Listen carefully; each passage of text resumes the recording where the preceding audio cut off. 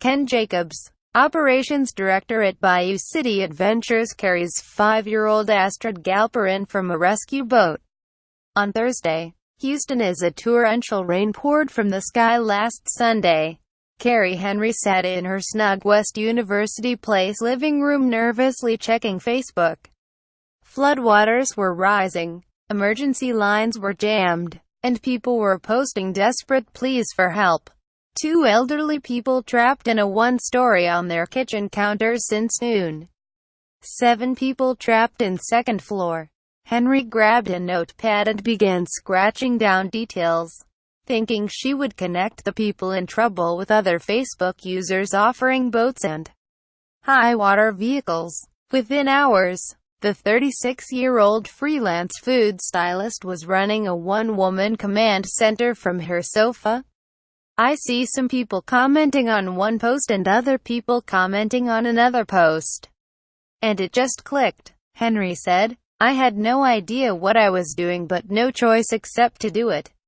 Subscribe to the Post-Most newsletter.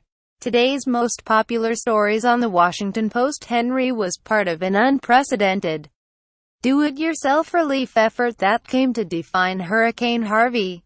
After the storm blew into Houston, a remarkable network of boat owners with smartphones, worried neighbors with laptops, and digital wizards with mapping software popped up to summon and support an army of good Samaritans who motored, rowed and waded into dangerous waters to save family, friends and total strangers.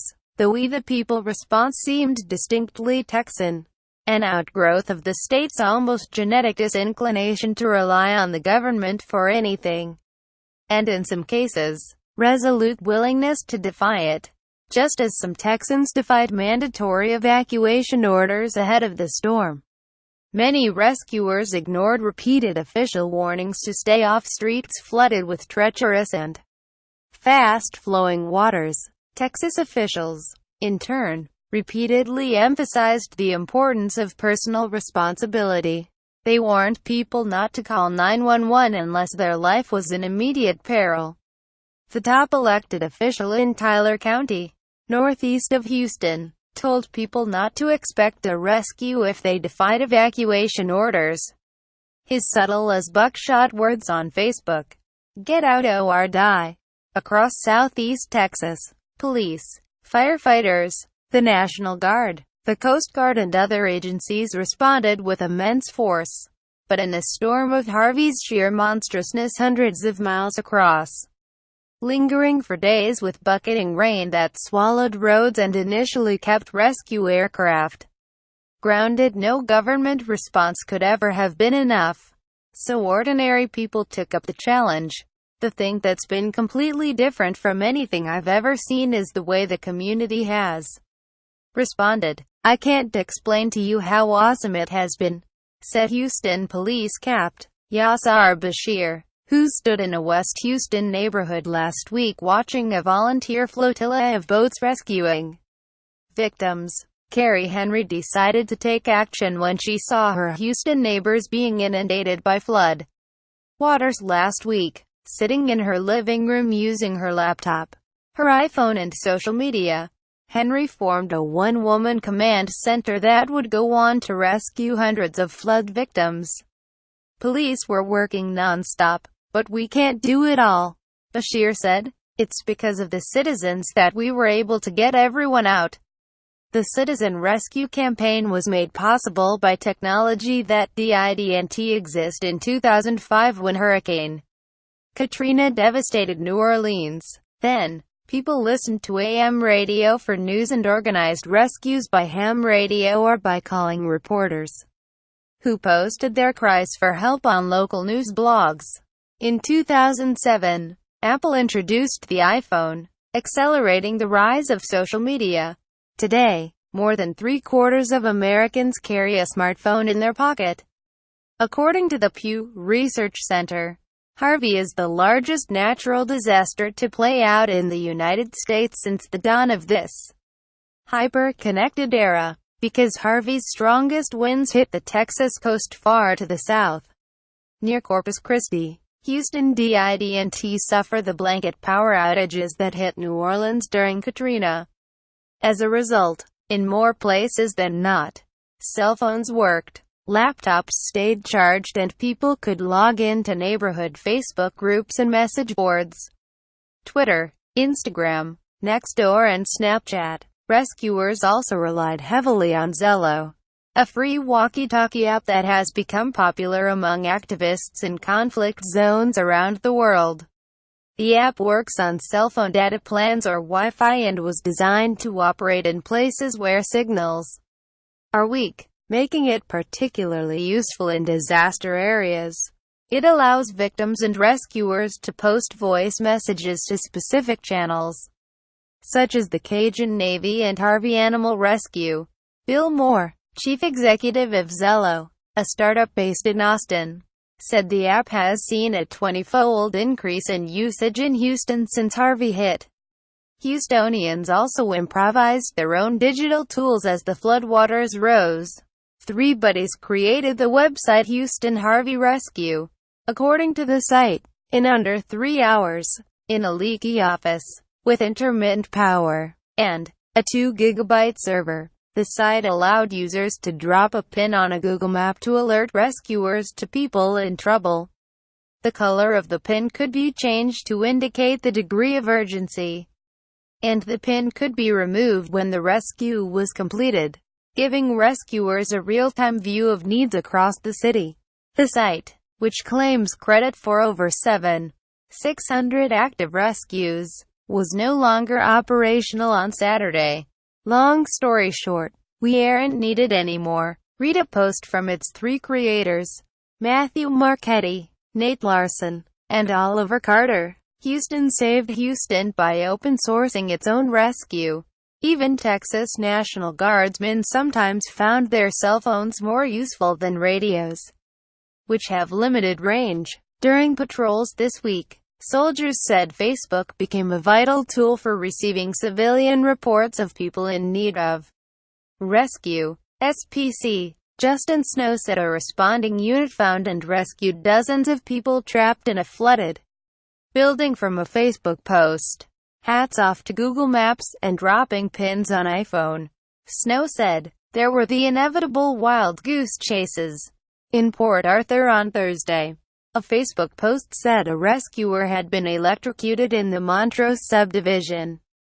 Firefighters rushed out but found no one of dozens of false reports.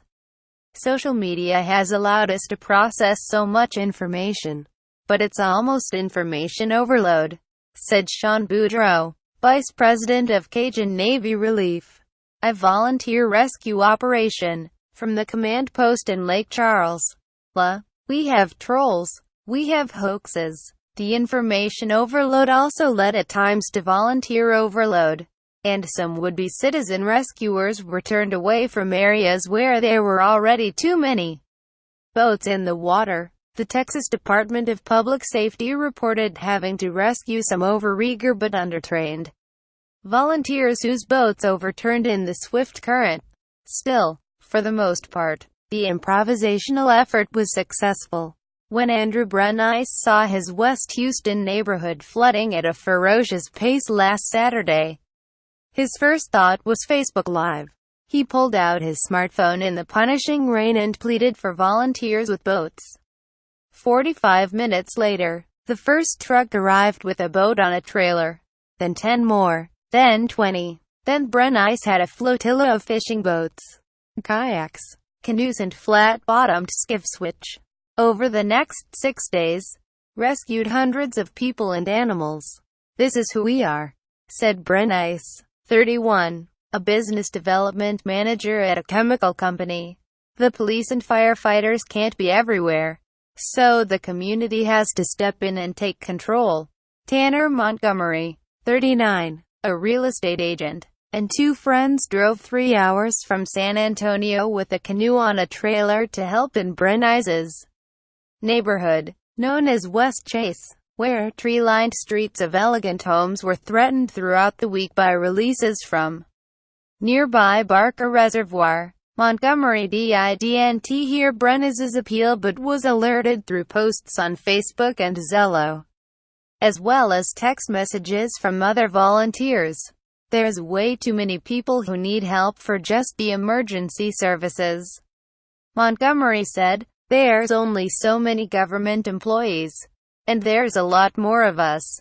Indeed, emergency services were stretched so thin that police didn't arrive to take control of the rescue operation in West Chase until Thursday.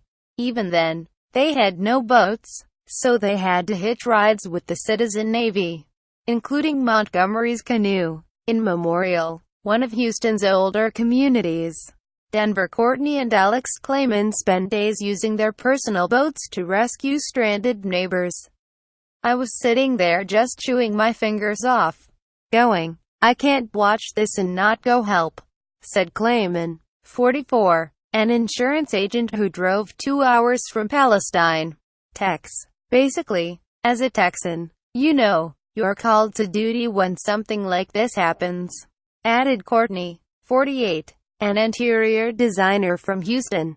If you're a hunter and a fisherman and a redneck, man, then you got your boat out here. And if you don't, we don't claim you as a Texan. Henry launched her personal rescue operation around lunchtime last Sunday from her cozy sectional in West University Place, an independent city near downtown Houston. It turns out my Facebook addiction actually had a purpose, she said. With the water rising, she divided the pleas for help into 3 categories in her notebook: babies, elderly, families. On Sunday night, she slept for barely 2 hours. I don't know how many lives I could have saved while I slept, she said. It was hard to make yourself sleep. At first, she focused on linking voters and victims in the closest neighborhoods: Bel Air, Braeswood, Meyerland. But as word of her work spread online, she began receiving tags and private messages from strangers farther away in Memorial and Katy and, eventually, all over Houston. Voters arriving from as far away as Florida found their way to her on Facebook as well, seeking guidance about where to deploy. Then Henry linked up with a Houston lawyer, Thomas J. Holmes III, who was commanding his own fleet of boats. Holmes had something else to offer: online emergency forms, created through Google Docs. The forms allowed victims and volunteers to provide rescuers with crucial details about their location and health. That information was then uploaded to a master spreadsheet that let rescuers know whether to expect a large family, pets or a victim weighing more than 300 pounds. So many random voters were filling out my Google Dispatch form that I realized they could be dispatched to almost anywhere there were needs, Henry said. Our operation just kept growing. From last Sunday through Thursday, she worked, aided at times by a friend who listened to Zello from her home in Hawaii. At the height of the effort, Henry estimates that she was helping to direct 39 teams of 3 or 4 boats each, well over 100 Good Samaritans, saving an untold number of lives. Once I got a few people rescued and things started gaining momentum, I couldn't just look away, she said. Who was I going to pass the torch to? The 911 dispatch? No way. That wasn't an option. Holly reported from Washington. Alex Horton and Arelis Hernandez in Houston contributed to this report.